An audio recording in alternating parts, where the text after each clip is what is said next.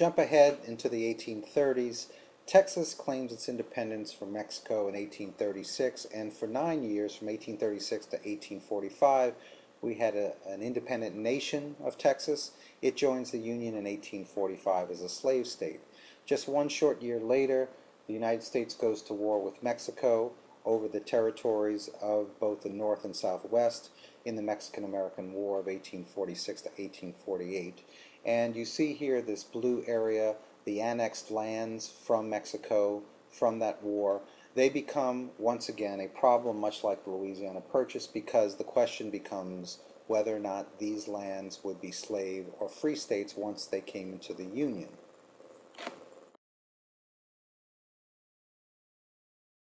Now, throughout this period, through the first several decades of the 19th century, the problem of fugitive slaves persisted. We see this in the proliferation of the Underground Railroad. Some of you know about this history.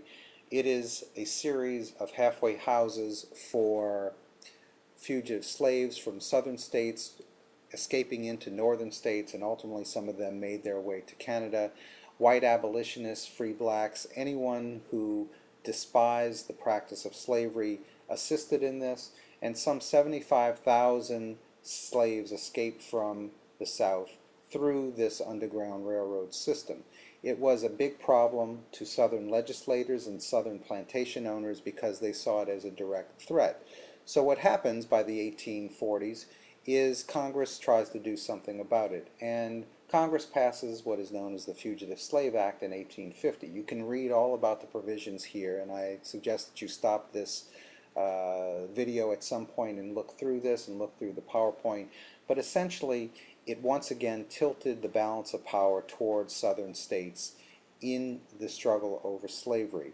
It put federal marshals on the streets in the north. It incentivized them to return slaves. It didn't allow slaves or anyone who was accused of being an escaped slave to testify on their own behalf in an American court of law.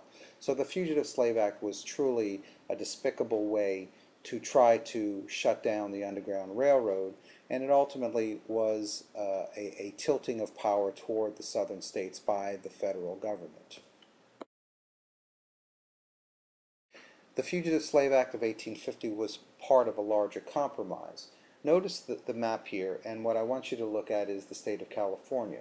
California literally straddles the Missouri Compromise line of 1820 that runs right through the heart of the country. California petitions the United States to come into the Union as a free state, and to the southern states here that included slavery, all those states in yellow on this map, they wanted something in return, and what they got in return for California being admitted to the Union as a free state was the Fugitive Slave Act of 1850. Clearly, once again, these compromises didn't settle the issue. They only exacerbated the problem and would lead to the Civil War just a short decade later.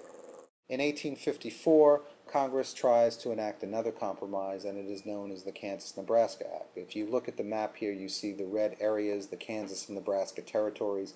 Clearly, they are above the Missouri Compromise line, so theoretically, they should come into the Union as free states. But Congress changes the law and says essentially that now those who reside in the territories could decide for themselves whether or not they wanted to be slave or free.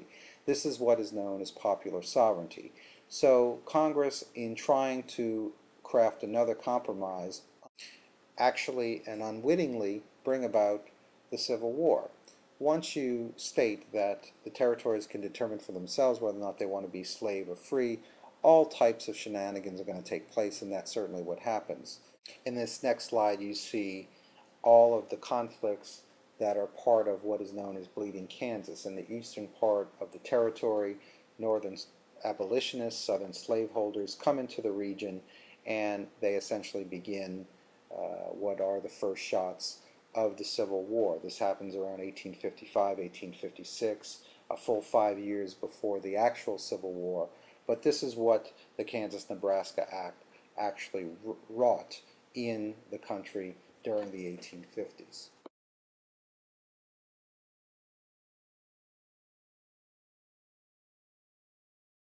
Just a few short years later, in 1857, the Supreme Court rules in the Dred Scott v. Sanford case.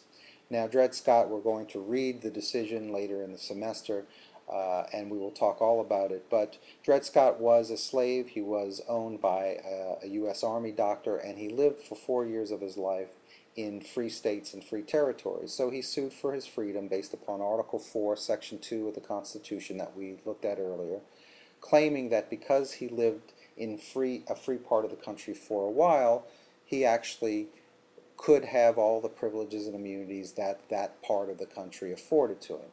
So the Supreme Court had to decide whether or not he was eligible for his own freedom. And what Justice Roger Taney writes in the decision really is extraordinary. What he says essentially is that any person of African descent cannot be a citizen in the United States under the meaning of the Constitution. Whether you were born into slavery, whether you were born into freedom, you are not considered a citizen of the United States. This is what is known in common parlance as the White Republic, the idea that the United States is not a place for anyone but of European descent. And really what it says is that the federal government will at all costs seek to support the issue of slavery. And we're going to talk all about the Dred Scott case down the road, but you can read through the slides here. These are some of the words of the decision itself from Chief Justice Roger Taney, and it clearly was a decision that helped the South in its cause to perpetuate slavery. All of these events culminate in the election of 1860, and as you see here on the electoral map, Abraham Lincoln wins the presidency. He wins a majority of the Electoral College, but he only receives roughly 40% of the popular vote in a deeply divided election in a deeply divided country. Abraham Lincoln begins his presidency not wanting to end slavery per se. He says point blank that he wants to stop the spread of slavery. He certainly abhors slavery, but he doesn't want to end it. But nonetheless, the southern states do not necessarily believe him, and shortly thereafter they secede from the Union, as you will see in this final slide. Lastly, you have here the map of the seceded states in 1861. You see South Carolina goes first, Mississippi, etc., until all 11 states of the Confederacy secede right after Abraham Lincoln is inaugurated. So while Lincoln professed that he did not want to end slavery, the southern states certainly did not take his word for him, and they formed the Confederate States of America. Okay, why don't we leave it there in 1861. We will pick up with the Civil War and with the period of Reconstruction and the period of Jim Crow segregation for next week.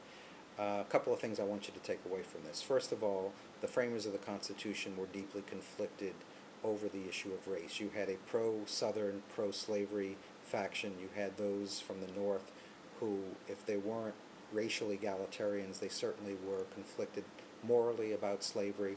Some of those simply didn't want anyone of African descent on this continent. They thought it was a European-style country, so that played into it. But what they did was to try to craft a series of compromises that ultimately failed, I think. Certainly the Three-Fifths Compromise, the African slave trade, which says you can't talk about, you can't do anything about the African slave trade for 20 years, and the Fugitive Slave Clause certainly didn't solve the problem. And then going forward from that point to up until 1860, you see the government trying to craft compromises that ultimately failed as well. Pick up with that next time.